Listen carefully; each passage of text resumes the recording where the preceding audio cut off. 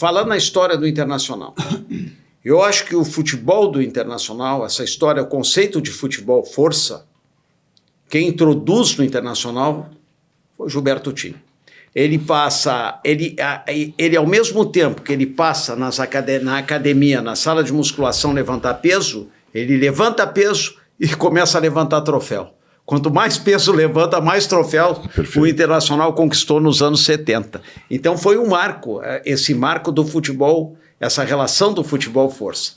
Passando o período dos anos 70 para os anos 80, o futebol vai sofrendo transformações, que aquele modelo ainda era um modelo mais fragmentado. E ele vai sofrendo algumas transformações.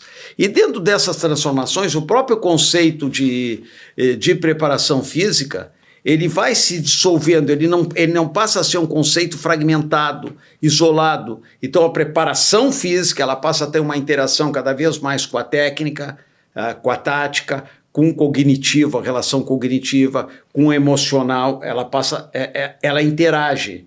E quando a gente fala em esforço, muitas vezes o esforço, a base do esforço para o rendimento da performance se dá nos treinamentos técnicos táticos. Ele não se dá no treinamento, especificamente nos treinamentos físicos. Porque aqueles impactos adaptativos, eles vão se dar nesse trabalho com bola, que antes se dava de uma forma mais isolada. Então vai ocorrendo um processo, dentro disso aí ocorre um processo de desenvolvimento e passam a surgir outros preparadores físicos que marcaram época no Internacional, como tu citaste, o Paulo Paixão, o Fábio Maceridian, o Cristiano Nunes, e assim outros que eu não estou claro. Que eu não quero, todos os outros, eu estou citando alguns nomes que foram, na realidade, ícones da preparação física no Brasil e passaram pelo Internacional, mas há uma mudança em termos metodológicos, em termos do treinamento, o treinamento do futebol, ele vai avançando e vai tendo alterações em termos de metodologia. E outra coisa também, mano, o próprio processo de comunicação, o próprio processo de motivação, os próprios processos relacionados à aprendizagem, o entendimento. Antes ele tinha uma visão muito mais condutivista, que tu repetia, tu passava a repetir e o atleta repetia. Hoje o repetir, ele quer saber o porquê. Por que repetir? E ele quer entender o porquê. E o profissional hoje tem que explicar esse porquê. E outra coisa, esse porquê, ele tem que ter uma relação com o coletivo. Perfeito. Com o coletivo, ele tem que entender o coletivo. Ele tem que entender que ele faz parte de uma equipe, que de uma forma isolada, ele não é um tenista. E esse diálogo vai estimular a superação que a gente estava falando. Exatamente. Não é tipo, faz isso porque eu sei que vai render. Exatamente. Não, tu explica para o profissional. E aí tu entra a superação, tu tem que provocar também um ponto importante, como nós nas nossas vidas, a ambição. O que é ambição? O que gera ambição? A ambição gera a competição, mas dentro de determinados parâmetros. Então hoje, tu vê assim, o próprio diálogo, ele passa a ser fundamental. E hoje, cada vez mais, nós vivemos um momento de relações e metodológico, de metodologia, de relações muito, muito complexo. Um processo de complexidade. E aquela verdade que era absoluta, hoje ela passa a ser relativa. E quando nós falamos em futebol, nós estamos falando em quê? Nós falamos de um esporte onde existe o imponderável, que o pequeno ganha do grande, onde muitas vezes aquela lógica interna, muitas vezes ela é quebrada, aquela lógica interna, que em outras modalidades ela ainda tem muito mais difícil, ela tem respeita alguns parâmetros. No futebol, não.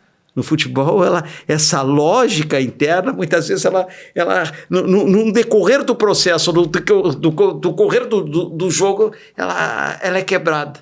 Quando a gente fala em superação, quando a gente fala justamente, né, na importância e como o investimento financeiro é muito grande no futebol profissional, E no começo do episódio aqui a gente falou muito nessa questão de tomada de decisões, porque o futebol ele é muito volátil. Então o cara tá lá 3, 4 partidas, primeira cabeça que cai é o treinador, e é o treinador que entra e diz assim, não, manda todo mundo embora, traz a minha turma. O São Paulo lá com Milton Cruz e né, no final dos anos 80, no começo dos anos 90, sempre trabalhou muito esse conceito de comissão permanente, de tu ter valores dentro de um clube que são fundamentais para que nesses momentos de crise tu possa superar e tu possa ter mais tranquilidade para montar profissionais, para moldar profissionais conforme a cultura, digamos assim, daquela equipe, daquele time de elite.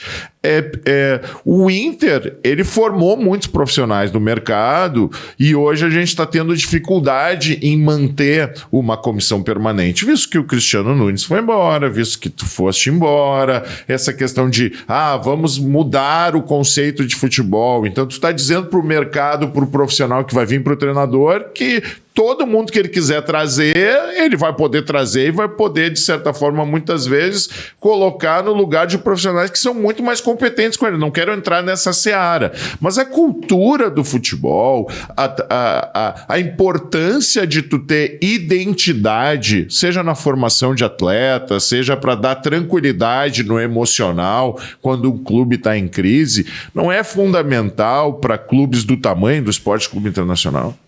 Eu vejo assim, vamos analisar o que vem a ser a comissão permanente. Eu acho que a continuidade do profissional, desde que ele esteja num processo constante de inovação, ele é importante dentro do clube. Então, o profissional, desde que esteja num processo de formação, é importante.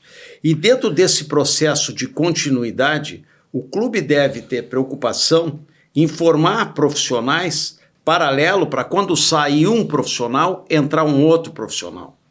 Entende? Particularmente, eu fiquei 25 anos e 2 meses no Internacional. Foi uma longevidade, sou muito grato ao Internacional por todo esse período que eu pude ficar no Internacional. Então, nesse período, eu sempre procurei profissionalmente trabalhar no processo de formação, na formação de outros profissionais.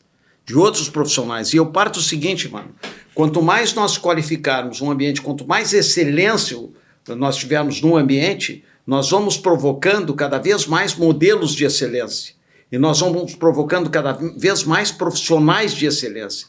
Então esse processo de continuidade ele passa a ser importante. E o Internacional, se tu observares a história do Internacional, tanto a história passada do Internacional nos anos 70, como uma história mais recente do Internacional, comparado com outros clubes, o Internacional manteve uma longevidade de profissionais. Eu acho que isso foi muito importante para o clube, manter uma certa longevidade do profissional. Vou te dar um exemplo. Um treinador, quando fica pouco tempo, ele não tem condições de avaliar o plantel.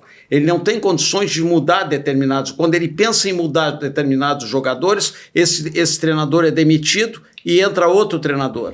O outro treinador, quando pensa em mudar determinados jogadores, ele é demitido e entra outro treinador. Então ele não passa, o treinador quando passa num curto espaço de tempo, ele não consegue realizar um processo, ele não consegue realizar um diagnóstico, ele não consegue manter uma certa continuidade. O mesmo se passa com o profissional.